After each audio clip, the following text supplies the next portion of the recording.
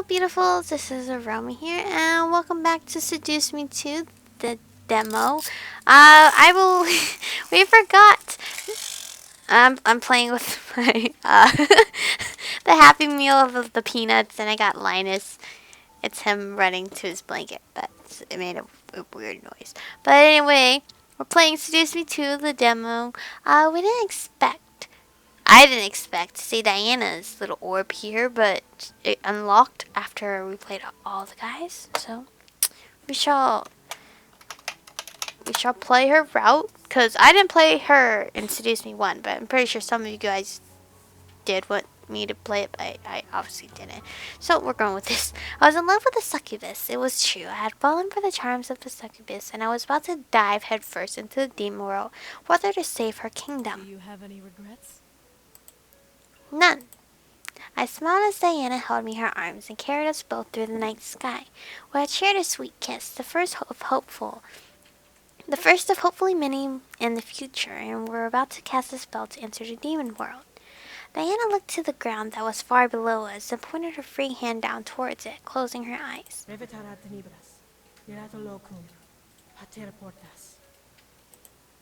As the last word left her mouth, a large purple pentagram appeared in the grass, before twisting and becoming a black void. I gripped onto Diana, scared at what I was seeing. Last chance. I gulped at the sight, not sure of what to make of this. Was this really what I wanted to do? My curiosity, however, guided my decision and forced me to take a deep breath. I closed my eyes and let calm wash over me before looking up at Diana. Let's go. Diana smiled and wrapped both arms around me, laying a protective hand over my head. Hang on. I tightened my grip on Diana, obeying her command. As I held tight, I felt air quickly begin to rush past our bodies as Diana tilted back and began to let us fall towards the ground. Was she insane? I looked at Diana, seeing her smirk at me before closing her eyes. I did the same, naturally preparing for an impact with the ground. What I felt was a cool rush of energy brushing over my skin, as if I had fallen into water. I slowly opened my eyes and found myself staring into a vast dark space, holding onto a woman who was no longer wearing clothes.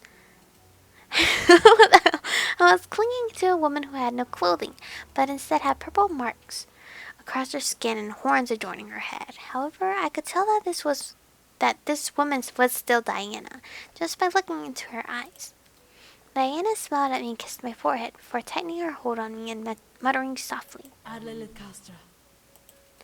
held onto her body as I felt us begin to move through the space, as if a giant fan had pushed us forward. Onward we continued through the darkness, with me unsure of where we were going and Diana guiding the way. We began a slow and soon a small light appeared, slowly growing as we got closer to it. I had to shut my eyes as it began to consume us. I felt weightless. I couldn't feel anything except the woman in my arms, and it felt somehow exquisite. I wanted to drown in this feeling, become lost in it. However, our journey through the light was coming to an end. The light around us faded away, and soon I found myself lying on Diana as she lay on a stone floor. The air, however, smelt of fire and blood. I looked up, seeing fire everywhere in sight. What the hell? This was the demon world. A loud shout forced me to look over and see a man running at me with a spear and a rage-filled expression. I screamed and rolled off of Diana, scooting away to avoid being skewered. As he continued towards me, I screamed. No! I looked up to see Diana kneeling in front of me and gripping the man's spear, pointing it away from her. The man stared wide-eyed at Diana and she glared back. My lady, you live? Of course I do. I told you I would return, and thus I have.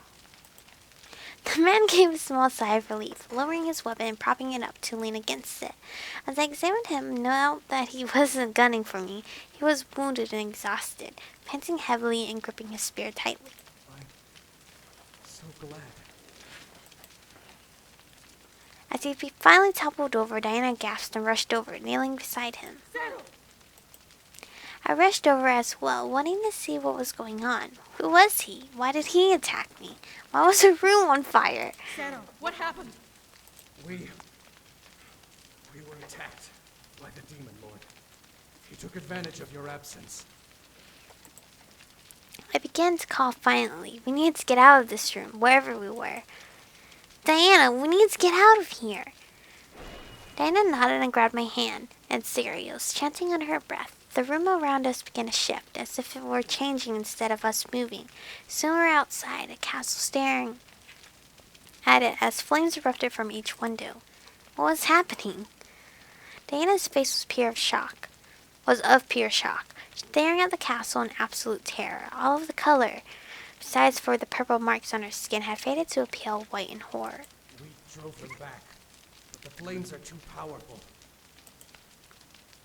At that moment, something in Diana's eyes changed. Her anger sparked, and she stood quietly, walking around us and towards the castle. Diana! Come! I command thee, white winds! Crush these fires beneath your hands! I stared as the wind in the air quickly began to pick up, and a purple glow began to surround Diana's body. It was like a storm was rushing towards us, but there was no rain or thunder, just wind. The winds forced back the flames that danced in the windows, and smoke began to rise from each one, signaling the death of the fire. The windows continued to be filled with wind and air, most likely to kill the flames deep within the walls. I, however, could only stare at Diana. Her body was rigid, and her gaze was intently focused on the stone castle. Soon the winds began to die out, and all that was left was smoke rising from the windows into the dark purple and black sky. You did it. How? Diana looked at Sario, intensity still embedded in her eyes. Where are the king and queen?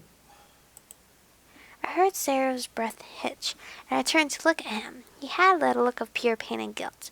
What had happened? Diana walked over and stared down at him, now almost glaring daggers at him as she clenched her fist at her side. Speak, Sedo! The imp demons. While we were fighting the flames in the army, the imp demons snuck through our defenses. My heart, despite not fully understanding the situation, began to tighten. Something was incredibly wrong. Sario shut his eyes as a pair of demons I assumed to be allies rushed over and began casting magic over his body, closing his wounds. They snuck into their room. Diana suddenly turned and bolted towards the castle, causing me to jump up. Yo, Diana, come. The king and queen are her parents, right? I began to sprint after her, following her inside the castle and trying to keep up with her. Her panicked breath kept me following her direction, despite her fast twists and turns through the ashy corridors. No. I could hear Diana sobbing, praying as she ran. I did my best to keep up, not wanting to lose her and not wanting her to be alone right now. We turned into a long hallway that had a pair of golden doors at the end. They were unscabbed. As if the flames did not disturb the door, perhaps the room behind it. Please be alive. Please! Diana bolted for the doors and began to pull them open, grunting at the weight. I stopped running, skidding forward for the abrupt stops. Whomever, she wanted it alive. I hoped that they were as well. As the doors finally opened, however, the foul stench of blood erupted from behind them, the scent filling my nostrils. Ugh, her parents. Diana flung the doors wide open and could only stare at the sight. We both saw blood. Blood covered the floors, the walls, the ceiling. The entire room was painted in gore, skin, bone, and massive amounts of blood. Only 3 things, barely coated in red, stood in the middle of the room on the ground. 2 broken crowns and a small tiara that was barely large enough to fit a newborn's head. Oh my gosh. Diana slowly walked into the room, the blood on the ground painting her bare feet, and she fell to her knees in front of the items, staring down at them. I couldn't bring myself to enter the room with her. I watched as she lifted them to her chest, curling her shoulders over herself and shaking almost violently. Mother. What about? As she continued to grieve over the ornaments in her hands, a dark, almost deadly and evil-looking aura surrounded her body. It began to flicker and grow like a dark flame that wanted to engulf the room she knelt in. As it reached an apex and began to violently flicker through the room around her, Diana crouched back and screamed to the ceiling, her voice heavily laced with magic pain and rage.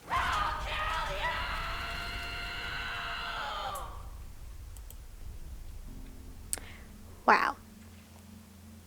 Okay.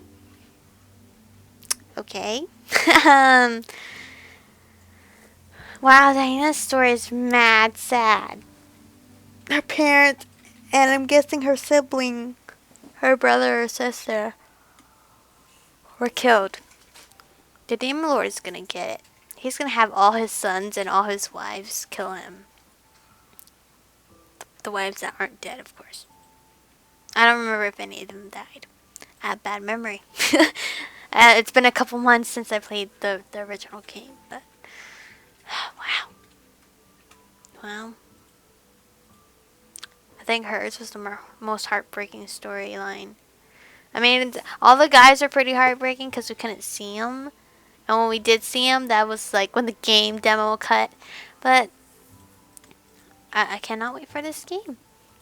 To those that do want to play this game, the link for the Kickstarter should be in the description box. So I hope you guys have enjoyed me playing this game. Thank you to, I didn't write your name, but someone commented on my YouTube video that Seduce Me 2 has came out for the demo, and thank you to that person. You know who you are. Thank you to that person for telling me, because I got to play an awesome demo, which lasts pretty long for a demo. But thank you guys for watching. Stay beautiful, and I'll see you guys whenever, sometime.